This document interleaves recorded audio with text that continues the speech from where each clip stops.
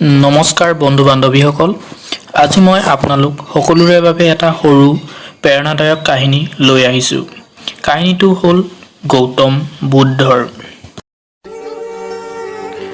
এসময়ত গৌতম বুদ্ধই শিষ্যসকলৰ লগত এখন গাঁৱৰ পৰা আন এখন গাঁৱলৈ বৌদ্ধ ধৰ্ম প্ৰচাৰ কৰিবলৈ ওলাইছিল।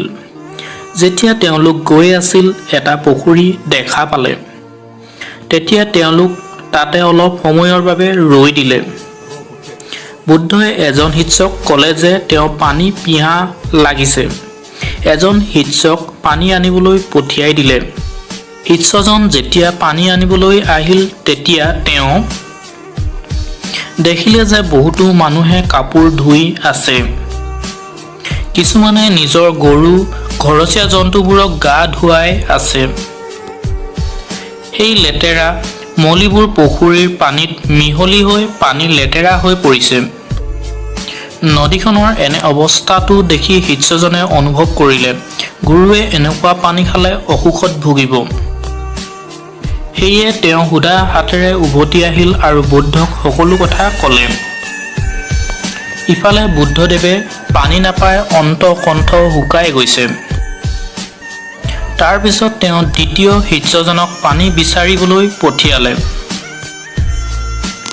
দ্বিতীয় শিষ্যজনে এইবাৰ এটা পাত্ৰত সম্পূৰ্ণকৈ পানী লৈ আহিল। তাকে দেখি বুদ্ধদেৱ আশ্চৰ্য হ'ল। তেওঁ দ্বিতীয় শিষ্যজনক সুধিলে, গাঁৱৰ পুখুৰীটোৰ পানী দেখোন লেতেৰা আছিল, ইমান নিৰ্মল পানী তুমি ক'ত পালা? শিষ্যজনে ক'লে, গুৰুদেৱ, নদীখনৰ পানী যদিও বা লেতেৰা আছিল, সকলো মানুহে যোৱাৰ পিছত মই কিছু সময় তাত ৰৈ পানীত মিহলি হৈ থকা লেতেৰা মলিবোৰ নদীৰ তলত জমা হৈ স্থিৰ হোৱালৈ অপেক্ষা কৰিলোঁ।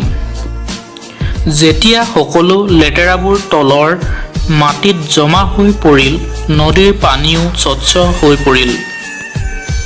সেই পানী মই আপোনাৰ বাবে লৈ আহিছোঁ। বুদ্ধদেৱে তেওঁৰ শিষ্যজনৰ উত্তৰ শুনি সন্তুষ্টি পালে। তেওঁ বাকী শিষ্যসকলকো ক'লে, আমাৰ জীৱনটো নদীৰ পানীখিনিৰ দৰে। জীৱনত ভাল কাম কৰিলে সদায় বিশুদ্ধ হৈ থাকে। কিন্তু মাজে মাজে এনেকুৱা সময় আহে যেতিয়া আমাৰ জীৱনত দুখ আৰু সমস্যাবোৰে আমাক বেৰি ধৰে। এনে অৱস্থাত আমাৰ জীৱনটো এই লেতেৰা পানীখিনিৰ দৰে হৈ পৰে। জীৱনত কেতিয়াও দুখ আৰু কষ্টবোৰ দেখি সাহস হেৰুৱাব নালাগে।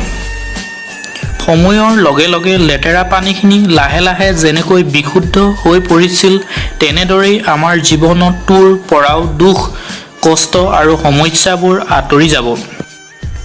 আমি মাত্ৰ নিজক শান্ত ৰাখি সমস্যাবোৰ শেষ হোৱাৰ বাবে অপেক্ষা কৰাৰ প্ৰয়োজন।